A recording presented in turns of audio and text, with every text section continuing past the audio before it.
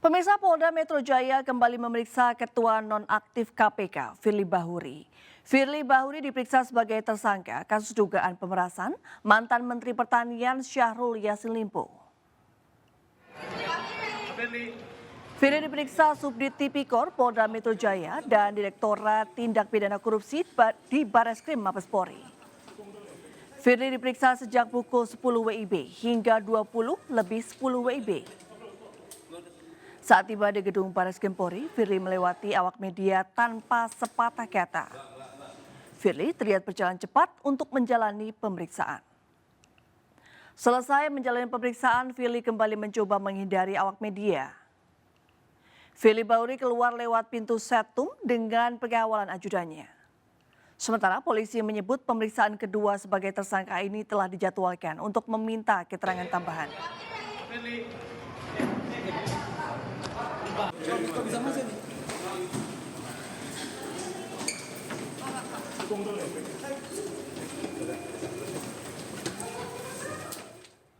Sementara terlibat kasus dugaan suap dan gratifikasi, Edward Omar Syarif Hiyarich alias Edi Hiyarich akhirnya mengundurkan diri sebagai Wakil Menteri Hukum dan HAM.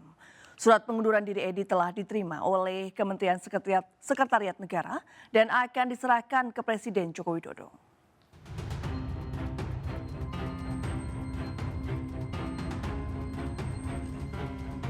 Wakil Menteri Hukum dan HAM Edward Omar Syarif Hiyarich alias Edi Hiyarich telah mengajukan surat pengunduran diri dari jabatannya ke Presiden Joko Widodo. Hal itu diungkapkan oleh Koordinator Staf Khusus Presiden Ari Dwi Payana di Gedung Kemensetnek, Jakarta. Ari menyebut surat pengunduran diri Edi telah diterima Kementerian Sekretariat Negara. Jadi ada surat pengunduran diri dari Bapak Wamenkumham kepada Bapak Presiden dan akan segera disampaikan kepada Bapak Presiden. Itu kapan beli hari?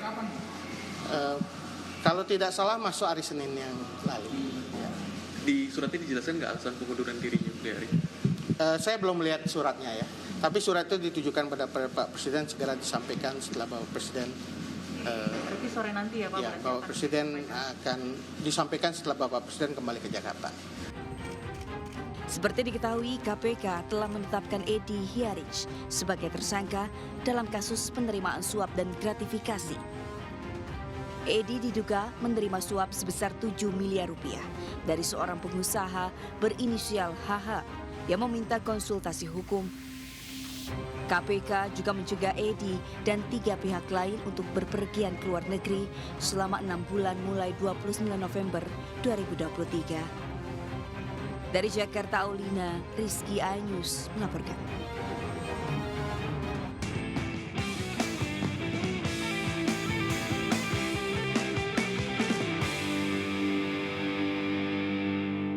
Pemirsa, Siti Atiko yang merupakan istri dari Capres Ganjar Pranowo bertemu dan berdialog dengan ratusan emak-emak pelaku UMKM dan industri kreatif di Yogyakarta. Sementara itu Ganjar Pranowo melanjutkan agenda kampanye hari ke-9 di Kalimantan Timur dengan mengunjungi beberapa tempat di Kutai Kartanegara dan juga Samarinda.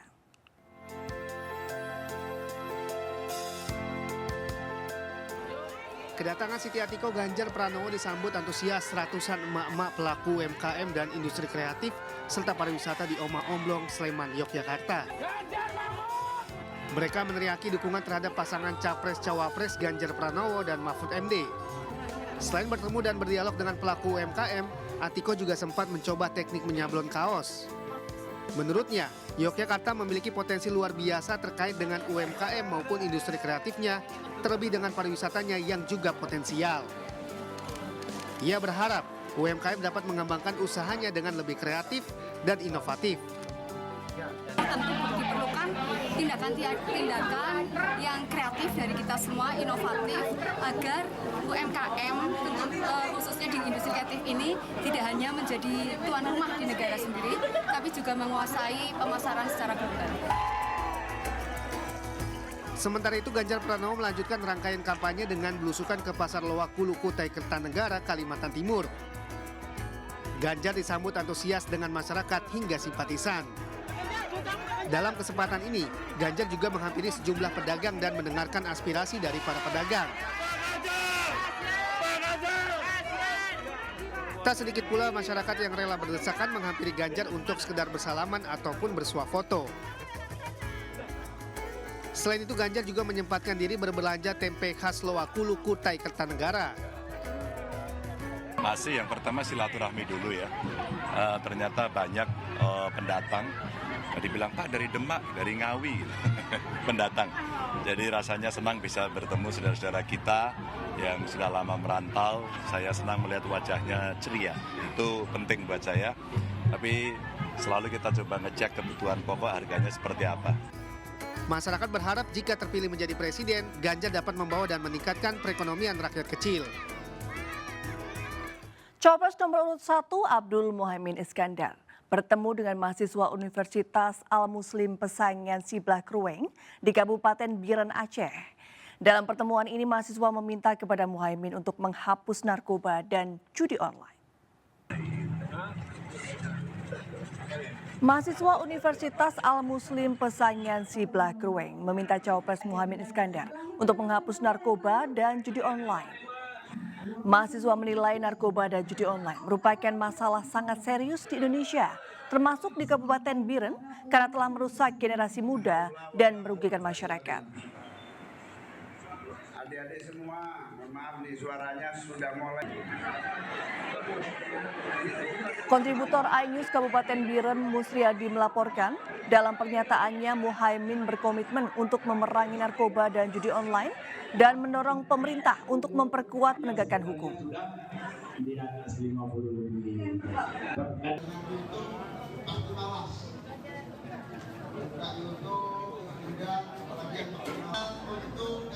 Pemirsa, Ketua Umum DPP Partai Perindo Haritanu Sudibyo menghadiri silaturahmi Mahfud MD bersama pimpinan pondok pesantren, madrasah, dan Dewan Kemakmuran Masjid se-Jabodetabek di Jakarta Concert Hall, Anies Tower, Jakarta. Hati mendukung komitmen Mahfud untuk memajukan pesantren dan menjadi kekuatan ekonomi baru. Cawapres Partai Perindo Mahfud MD berkomitmen penuh akan membenahi ekosistem pesantren dan membekali santri agar bisa bersekolah hingga ke luar negeri. Hal ini ditegaskan Mahfud MD yang didampingi Ketua Umum Partai Perindo Haritanu Sudibyo saat silaturahmi bersama pimpinan Ponpes, Madrasah, dan DKM se-Jabodetabek di Jakarta Concert Hall, iNews Tower, Jakarta. Jika terpilih, pasangan Capres Ganjar Pranowo ini berjanji akan memberikan perhatian khusus untuk kemakmuran pesantren. Kita akan melanjutkan kebijakan pemerintah yang lalu. Zaman Pak Jokowi itu ada undang-undang pesantren dulu ya, ada Hari Santri Nasional, ada dana abadi pesantren 128 triliun. Nah itu nanti kita kelola. Dengan jelas dan tegas Pak Mahfud tadi menyampaikan akan sangat memperhatikan ekonomi pesantren, madrasah, dan yang terkait di dalamnya. Dan itu sangat luar biasa, berita bagus bagi kita semua. Program yang dipaparkan Cawapres Mahfud MD mendapat dukungan penuh dari kalangan pimpinan Ponpes, Madrasah, Majelis Taklim, dan DKM se-Jabodetabek.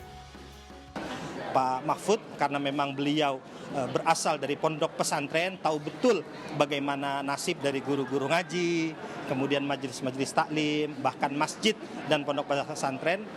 Beliau senang sekali dengan acara tadi. Kita alhamdulillah di Jabodetabek dukungan kita penuh untuk Ganjar Mahfud. Mensosialisasikan visi misi pasangan Capres dan Cawapres Ganjar Pranowo dan Mahfud MD menjadi fokus dan komitmen Partai Perindo untuk kemenangan pada kontestasi 2024 mendatang. Tim Liputan iNews melaporkan. Komisi Pemilihan Umum menggelar rapat untuk menetapkan format debat Capres-Cawapres di Pilpres 2024. Rapat dihadiri oleh seluruh tim kampanye pasangan calon.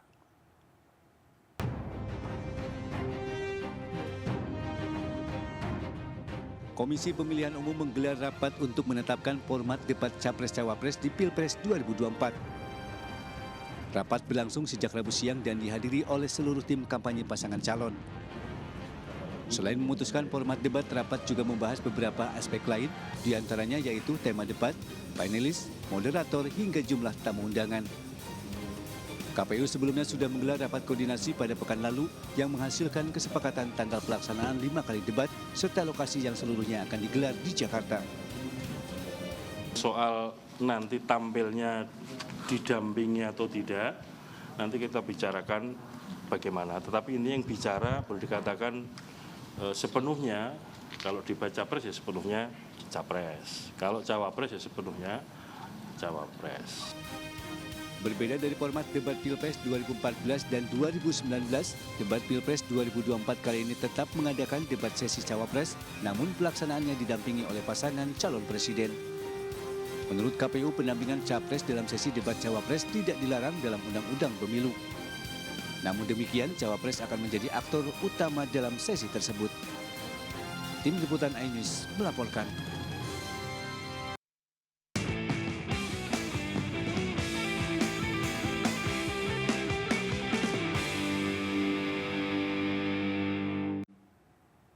Pemirsa, jenazah salah satu korban erupsi Gunung Merapi, Bribda Muhammad Iqbal, tiba di rumah duka di daerah Tunggul Hitam, Kota Padang pada Selasa malam. 2 tahun tidak mendaki, korban sempat berpamitan ke orang tuanya sebelum menuju Gunung Merapi. Satu dari 2 orang personel Sabara Polda Sumatera Barat dievakuasi dari Gunung Merapi Selasa malam oleh tim gabungan. Tim DVI Polda Sumatera Barat mengidentifikasi Iqbal sebagai korban meninggal dunia akibat erupsi gunung dengan ketinggian 2.891 meter dari permukaan laut. Iqbal naik ke Merapi pada hari Sabtu dan sempat berpamitan dengan kedua orang tuanya.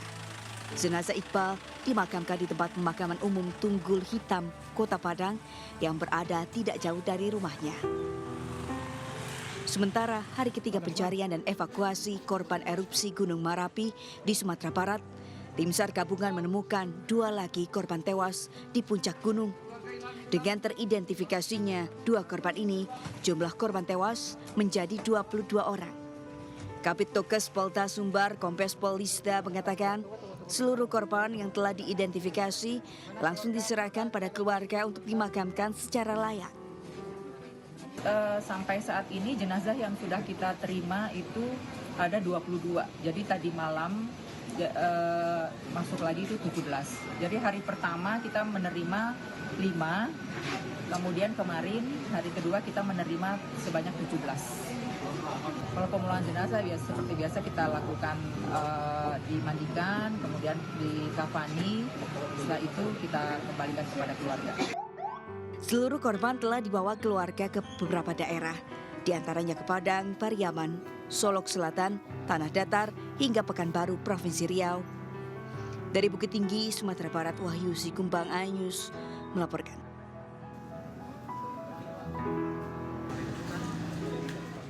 Pemirsa, 2 kasus pencurian motor yang dilakukan kawanan beratribut ojol terjadi di ibu kota. Di Matraman, Jakarta Timur, aksi pelaku terekam CCTV menggasak motor yang terparkir di pinggir jalan. Sementara di Kalideres, Jakarta Barat, motor sport milik perajin tahu tempe juga raib dicuri.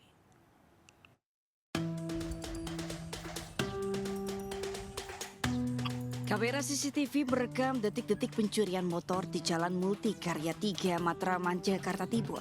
2 pelaku yang berboncengan motor ini memasuki permukiman warga. Usai melihat target kendaraan yang akan dicuri, seorang pelaku turun kemudian mengutak-atik kunci motor. Hanya dalam hitungan menit, pelaku membobol kunci motor dan kabur.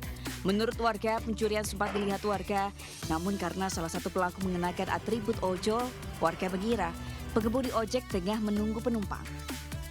Ini merupakan kasus kali ketiga pencurian motor yang terjadi di kawasan Matraman. Kejadiannya saya pas udah belok di sini ya, belokan sini, dia tuh udah dapat motor. Nggak tahu, saya juga dapat motor itu. Motor curian apa sih nggak tahu gitu, dikirain mah orang kos aja. Nah dia sempet jalan udah kabur. Saya mah pas saya belok, dia posisi udah dapat motor, keadaan buru-buru, langsung kabur tuh.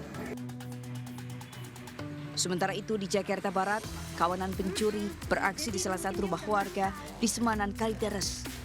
Dari rekaman CCTV, terlihat 2 pelaku dengan santai memasuki rumah milik perajin tahu tempe. Salah satu pelaku mengenakan jaket ojek online duduk di atas motor untuk mengawasi situasi. Pelaku lain yang menjadi eksekutor beraksi dengan kunci letter T merusak lubang kontak kunci motor sport. Tak butuh waktu lama, motor korban dibawa kabur dengan cara didorong menggunakan kaki. Kasus pencurian ini telah dilaporkan korban ke polisi dengan menyertakan bukti rekaman CCTV. Dari Jakarta, tim liputan iNews melaporkan. Tabrak dan aniaya hingga tewas pelajar yang hendak tawuran sambil membawa parang. Oknum anggota polisi di Subang, Jawa Barat ditetapkan sebagai tersangka. Pelaku terancam hukuman penjara maksimal 15 tahun dan terancam dipecat dari kepolisian. Kesal dengan aksi tawuran pelajar, seorang oknum anggota Polsek Pusaka Negara aniaya pelajar. Pelaku tawuran hingga tewas. Akibat perbuatannya, Aibda WE ditetapkan sebagai tersangka dan ditahan Propam Polres Subang. Kasus tersebut bermula ketika korban Aldian Wahir, pelajar kelas 11 SMK, hendak tawuran bersama 5 rekannya.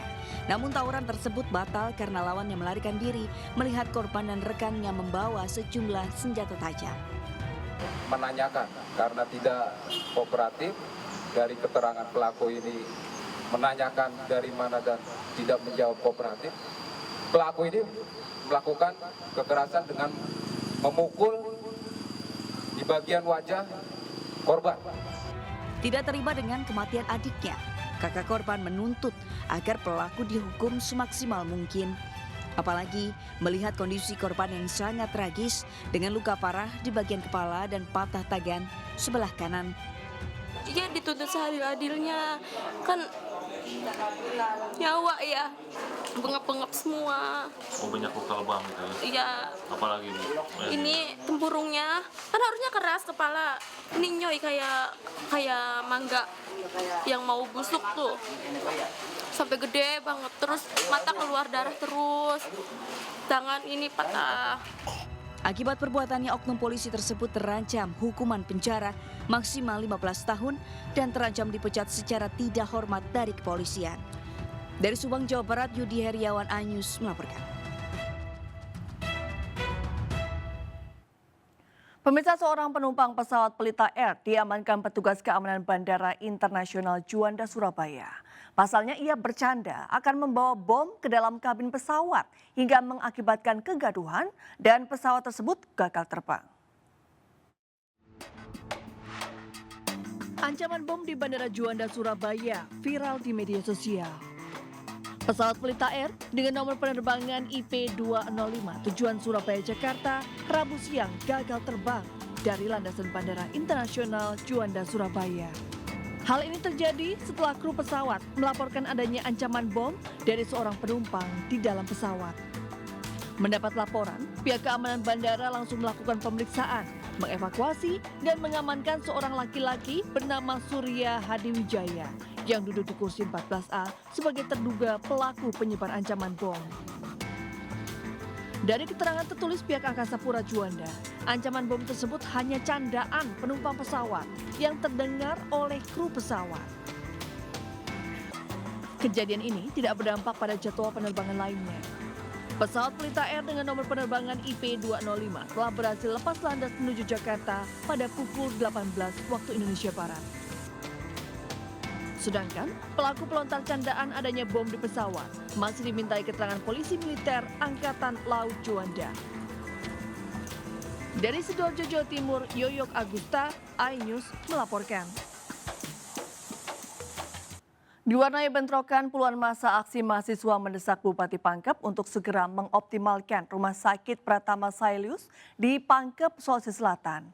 Sebelumnya sejumlah pasien terpaksa dirawat di rumah sakit lain karena belum optimalnya perawatan di rumah sakit tersebut.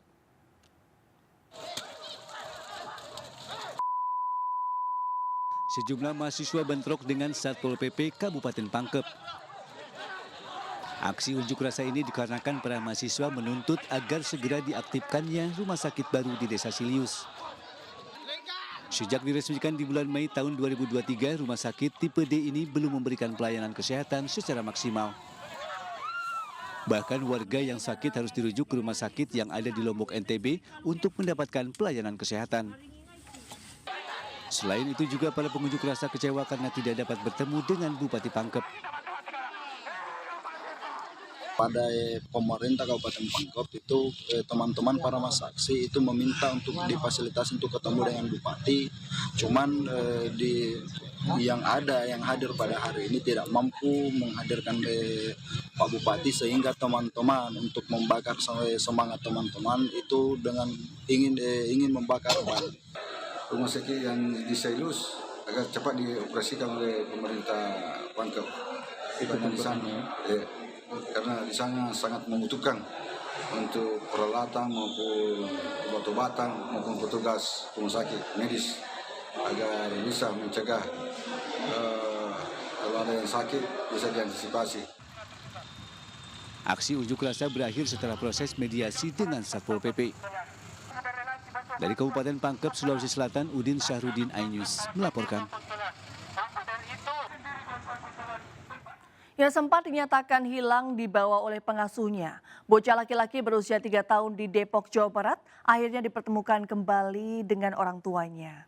Pengasuh yang mengalami depresi diduga mengira bocah tersebut anaknya, lalu berjalan tanpa tujuan dan tidak bisa pulang.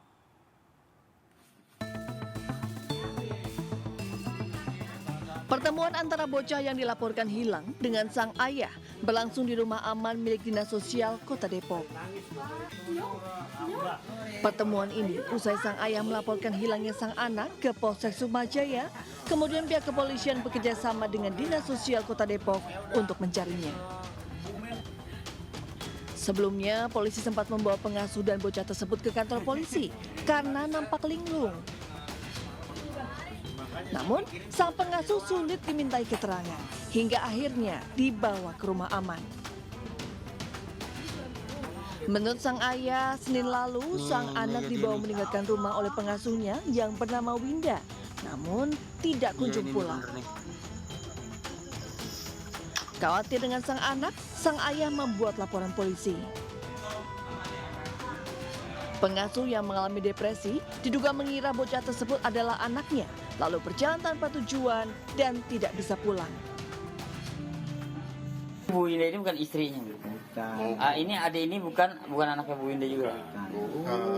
Cuman saya ingat dia kalau dekat, apalagi ada Nuril, udah diakuinya. Ya karena anaknya dia udah meninggal. Jadi intinya dia linglung lah di jalan mondar-mandir. Sama-sama Pak. Kebetulan patroli dapat dan diamankan. Sebelum menghilang, pengasuh bersama sang bocah sempat terekam CCTV yang terpasang di sekitar rumah pada Senin pagi. Dari Depok, Jawa Barat, Iyung Rizky, iNews melaporkan. Pemirsa, kasus COVID-19 di Indonesia kembali mengalami kenaikan signifikan hingga 80%. Sementara pemerintah terus berupaya menangani penularan pneumonia mikoplasma pada anak yang terjadi beberapa waktu lalu di Jakarta.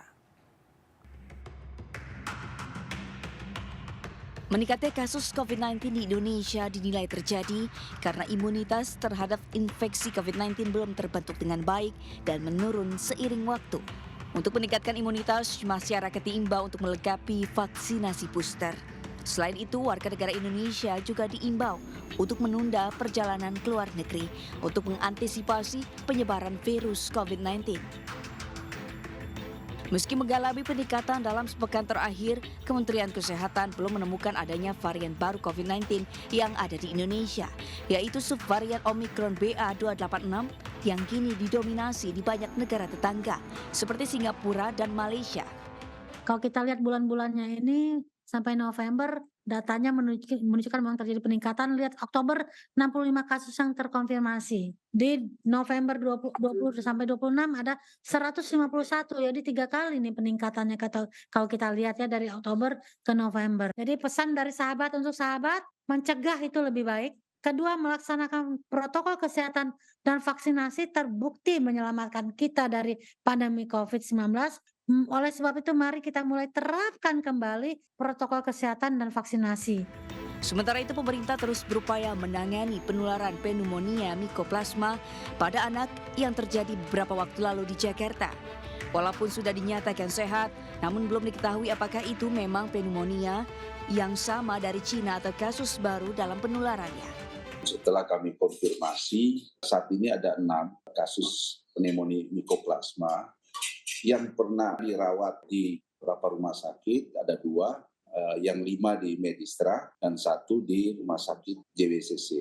Dari 6 ini tentu kami akan melakukan penelusuran, itu kita akan kejar sehingga kita bisa melakukan intervensi karena penularannya kan Pemirsa, Wakil Menteri Pariwisata dan Ekonomi Kreatif Angela Tanusudibyo menerima penghargaan pada The Six Summit Data Gov AI dan e-Awards 2023. Angela yang juga Wakil Ketua Umum DPP Partai Perindo ini menerima penghargaan dalam kategori Best Data and AI Governance.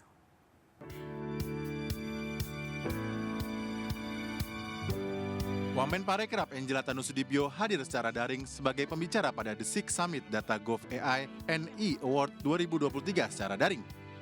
Perkembangan teknologi untuk mendorong pertumbuhan pariwisata dan ekonomi kreatif, khususnya di subsektor musik, games, film, serta animasi, dipaparkan Wakil Ketua Umum Partai Perindo bidang ekonomi digital dan kreatif ini. Sehingga ke depannya seluruh pemangku kepentingan perlu memperhatikan titik keseimbangan, kesiapan sumber daya manusia dalam negeri untuk bisa memanfaatkan dan mengelola teknologi, serta peta jalan industri dan ekosistemnya dalam disrupsi digital, serta kesiapan regulator yang adaptif terhadap perubahan.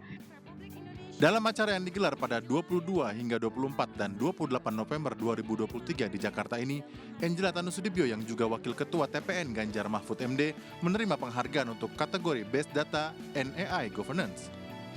Angela dinilai sukses sebagai Chef de Mission kontingen Indonesia dalam ajang ASEAN Para Games 2022 di Hangzhou, Tiongkok. Dari Jakarta, Ayanufus News melaporkan.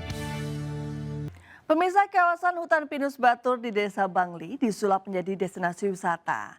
Dengan menghadirkan sejumlah wahana permainan, para pengunjung dapat menikmati liburan seru bersama keluarga.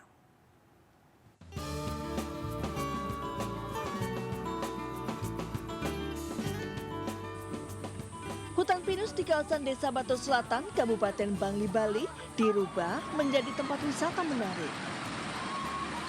Dengan sejumlah wahana permainan, para wisatawan dimanjakan dengan sejumlah permainan aktivitas fisik. Berseluncur di rainbow slide sejauh 60 meter, bersantai di ayunan, hingga aktivitas memanjat pohon atau climbing tree, serta mengendarai ATV dan merasakan sensasi bermain flying fox dapat dinikmati para pengunjung. Untuk bisa menikmati beragam wahana permainan ini, para pengunjung membayar hingga ratusan ribu rupiah. Memang hutan lindung ini memang bisa dikelola oleh kelompok yang ada di Desa Batur Selatan. Maka dari itu kami bersama kelompok bergerak melakukan inovasi-inovasi yang berkaitan dengan wisata alam. Di mainnya apa aja sih tadi? Rainbow slide dan ada flying fox juga sama yang jembatan. Yang paling seru apa sih mainannya? Flying fox. Kenapa sih? Seperti Tarzan. Ya. Jadi meluncur gitu ya? Sebelum disulap menjadi destinasi wisata yang berkonsep wisata alam ramah keluarga, kawasan hutan Desa Batur Selatan awalnya merupakan tempat pembuangan sampah liar. Pada tahun 2018, kelompok pengelola hutan desa berinisiatif mulai menata hutan seluas 53 hektar dan menjadikannya destinasi wisata. Dari Bangli, Bali, Bagus Alit, iNews melaporkan.